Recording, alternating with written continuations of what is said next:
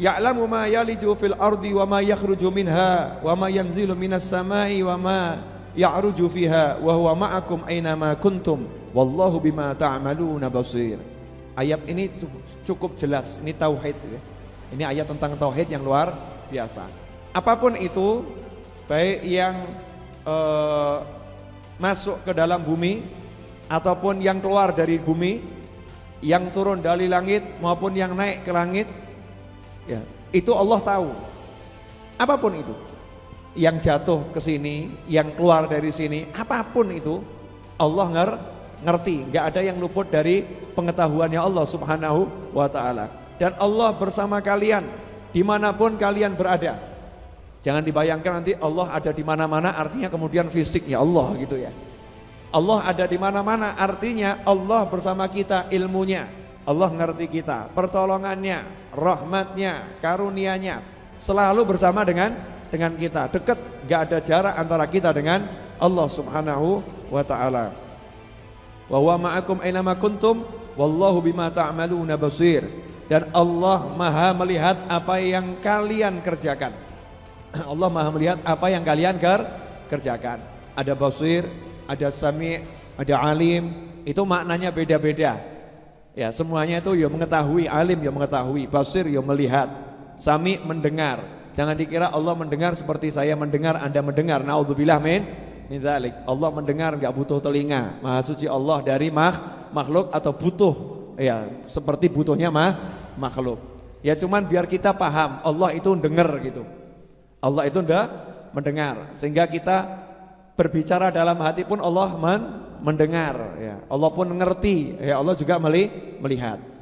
Kemudian Allah menyatakan sekali lagi setelah di atas di ayat yang kedua Allah nyatakan lahu mulkus samawati wal ard, maka di ayat yang kelima Allah juga mengatakan lahu mulkus samawati wal ard. Diingatkan lagi sama Allah, tuh yang di langit semua milik Allah, yang di bumi semua milik Allah. Wa ilallahi turja'ul umur. Nah, di situ baru diancam sama Allah. Ini yang mau saya bahas. Jadi setelah kita diingatkan, saya kasih gambaran gini ya, gambaran. Anda masuk di suatu ruangan, tinggal di suatu ruangan, setiap sudut ada kamera CCTV. Dan kamera CCTV-nya itu dipasangi mikrofon. Jadi bukan cuma gambar. Ya, gambar dan suara. Dimanapun ibu atau mas atau mbak atau bapak yang lagi nonton tayangan ini berada, ngomong, bergerak, semuanya terlihat dan terekam. Semuanya terlihat dan terekam. Nah, di ruangan sana ada yang mengawasi. Di ruangan sana ada yang mengawasi. Kemudian di situ dicantumkan di ruangan, barang siapa yang mencuri maka akan begini, barang siapa yang berbohong akan begini, siapa buka aurat akan begini, siapa iri akan begini, siapa dengki akan begini. Itu dilihat semua oleh Allah Subhanahu wa ta'ala. Seperti CCTV tadi dia, kelihatan semua. Saya mau nanya, berani enggak kita melanggar? Berani enggak melanggar? Enggak. Lah kenyataannya kita berani atau enggak berani? Berani kan? Berani. Lah diingatkan sama Allah. Lah kamu itu siapa? Kamu itu siapa? Kamu itu bukan siapa-siapa. Semua itu miliknya Allah, semua bertasbih sama Allah. Allah enggak butuh sama kamu, ya enggak butuh pada siapapun. Ya Allah maha kaya. Semua gerak diam Allah ngerti. Tidak ada yang luput dari ilmunya Allah Subhanahu wa ta'ala. Nah kemudian Allah ingatkan, dan segala perkara akan kembali kepada Allah. Jenengan mau kabur dari Allah bisa enggak? Kabur dari suami bisa? Ya kan ya? Kabur dari suami bisa. Mau kabur dari Allah? Enggak bisa. Coba cari satu tempat yang bisa kabur dari Allah. Enggak ada. Tetap kelihatan kan? Mau mati, saya mau mati biar kabur. Oh tambah. Ya, mati langsung gitu kan? Langsung urusan ya, langsung urusan. Enggak ada tempat untuk bisa sembunyi dari Allah atau kabur dari Allah. Bahkan nanti dikatakan dan kepada Allah semua perkara dikembalikan. Amal kita ya akan dilaporkan ke Allah. Diri kita juga akan dikembalikan kepada kepada Allah, maka dikatakan inna lillahi wa inna ilaihi raji'un. Inna lillah, sesungguhnya kami adalah lillah, miliknya Allah. Wa inna, dan sesungguhnya kami ilaihi, kepada Allah, raji'un. Nanti juga kembalinya kepada Allah. Nah, jadi tidak ada orang yang bisa lari dari berhadapan dengan Allah Subhanahu wa ta'ala. Nah, mestinya takut atau enggak takut? Mestinya takut. Nah, gandeng kita ini ya diweden-wedeni rawedi. Kita ini kan kelasnya ditakut-takutin enggak takut ya. Diem-yem enggak ayem gitu kan. Diiming-iming enggak kepengin, itu kita nih. Masih datar flat, ini masih ngelamun nih. Kita ini masih ngelamun. Kalau orang-orang yang betul-betul soleh baca ayat ini ya gemeter bener, ketakutan. Oh, banyak orang hafal Quran baca ini ya lancar begitu aja kok. Apalagi kita yang nggak hafal. Oh, yang hafal aja lancar kok ya. Lancar nggak keder gitu. Apalagi kita yang nggak hafal. Jadi ukurannya bukan hafal atau nggak hafal. Ini masalah hatinya sama Allah bagaimana. Ngerti ndak mana ayat yang dibaca? Kalau udah ngerti, tahu ndak Allah itu bagaimana? Kekuasaannya, kebesarannya. Kemudian Allah menerangkan lagi, menariknya di sini. Setelah dikasih tahu, semua kembali kepada Allah. Allah mengingatkan, yulijul laila fin nahari wa yulijun nahara fil lail. Dia memasukkan malam ke dalam siang dan memasukkan siang ke dalam malam. Para ulama mengartikan ayat ini sebagai dalil kalau bumi itu bulat. Karena ada pergantian siang dan malam dengan istilah yulijul lail. Ya, yulijul lail fin nahar, memasukkan itu berarti buminya bulat. Kalau enggak, bahasanya bukan yulid. Itu tafsir para ulama yang paham. Ringkasnya begitu. Allah memasukkan malam ke dalam siang dan masukkan siang ke dalam malam. Kemudian Allah melanjutkan menyatakan wa huwa alimun bidzatis sudur. Dan Allah Maha mengetahui segala isi hati. Allah Maha mengetahui segala isi hati. Setelah Allah menyatakan semua dikembalikan kepada Allah, Allah kemudian mengingatkan, Allah yang mengatur perjalanan waktu, siang, malam, malam, siang. Artinya waktu ini terus berjalan.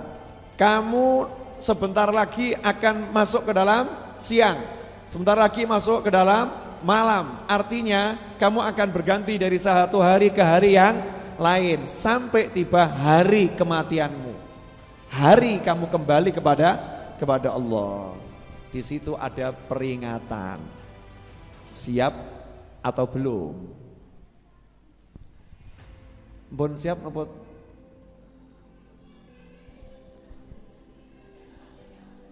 Siap siap gitu kan ya. Nah, terus begini. Jangan sombong. Saya udah pengajian Rebo sore kok. Oh, saya udah ikut Jamuri aktif. Oh, saya ikut Ar-Raudhah, nggak pernah pisah. Oh, saya ikut pengajian A, pengajian B, pengajian. Oh, saya tahajud nggak pernah mandek. Oh, saya puasa Senin Kamis itu nggak pernah absen. Oh, saya sedekah saya luar biasa. Oh, saya sama Allah diingatkan. Wa huwa alimum bidzatis sudur. Kamu bisa bohongin orang lain dan kamu bisa bohongin dirimu sendiri, tapi kamu gak bisa bohongin Allah karena Allah ngerti siapa kamu sebenarnya. Allah ngerti siapa kamu sebenarnya. Allah ngerti apa yang sebetulnya ada dalam hatimu. Allah ngerti apa sebetulnya ada dalam hati manusia. Neng atine menungso ki anane apa? Allah ngerti gitu. Makanya jangan sombong. Udah lebih baik ngaku lah. Alhamdulillah udah bisa pengajian. Alhamdulillah udah bisa tahajud. Alhamdulillah udah bisa sedekah. Alhamdulillah udah bisa puasa Senin Kamis. Tapi yo sadar dirilah. Di hati ini masih banyak hal-hal yang gak beres. Iri, dengki, gak ikhlas, ria, ujub, sum'ah. Ini kan kita yang lebih ngerti toh kondisi hati kita sendiri. Mohon maaf, saya mau nanya, apakah ibu-ibu sudah jujur 100% kepada suaminya? Jujur ajur awakmu. Enggak ada satu pasangan pun yang jujur 100% sama suaminya, enggak ada kan? Enggak ada. Anu Pak, tadi saya tuh di jalan kok lihat orang kok ganteng pol, hatiku kepencut. Nah, jujur atau cuman ditelan? Telan kan ya? Anu loh Pak, sebetulnya itu cintaku padamu nggak seberapa. Aku lebih cinta sama dia loh Pak. Jujur? Enggak, itu kan di hati memang ya. Itu kan ujian hati masing-masing. Artinya seorang suami itu nggak akan ngerti istrinya sebetulnya seperti apa. Seorang istri juga nggak akan ngerti suaminya sebetulnya seperti apa. Sebetulnya loh ya. Karena ditutup sama Allah Ta'ala. Alhamdulillah dikasih tirai penutup aib sama Allah ditutup. Tapi Allah ngerti, jangan lupa yang nutupin Allah. Allah ngerti kamu gitu. Jangan kamu gaya. Mentang-mentang hafal Al-Quran. Ya kan, mentang-mentang hafal Al-Quran. Koyo-koyo ini surga WEDE gitu loh ya. Kamu hafal Quran terus kamu kira surga milik kamu, nanti dulu. Ya mudah-mudahan kan begitu ya. Tapi kamu sadar, coba teliti dirimu. Karena Allah ngerti loh sejatinya hatimu bagaimana. Kamu hafal Quran niatnya apa? Bacanya bagaimana? Ini buat yang hafal Al-Quran. Bu Sehah misalnya. Ini kan hafal Al-Quran. Dan semua hafid Quran dan hafidhah dimanapun berada. Ustadz, mentang-mentang umatmu banyak, muridmu banyak, emangnya kamu yang punya surga? Iya, emangnya surga punya kamu. Walaupun 1 miliar orang mengeluh-elukan kamu, ini orang baik, ini orang baik. Elingo, gak ana menungso ki awakmu ngopo? Kamu tuh kalau ketika nggak ngajar, ketika nggak sama orang-orang, kamu tuh ngapa? Dan ketika ngajar tuh sebetulnya niatmu apa? Allah lebih ngerti. Hati-hati loh. Hati-hati, ada peringatan dari Allah. Ini di surat Al-Hadid. Wa huwa alimun bidzatis sudur. Bukan cuman yang di langit, yang jatuh, yang naik, bukan cuman itu. Yang di dalam hati, yang bahkan telinga nggak denger, mulut nggak mengucap. Ya. Bahkan tersebut dengan kalimat apapun itu tidak. Dalam pikiran, dalam hati Allah ngerti sejatinya kamu. Di sini ada 2 hal. 1 nakut-nakutin, yang kedua juga ngayem-ayem.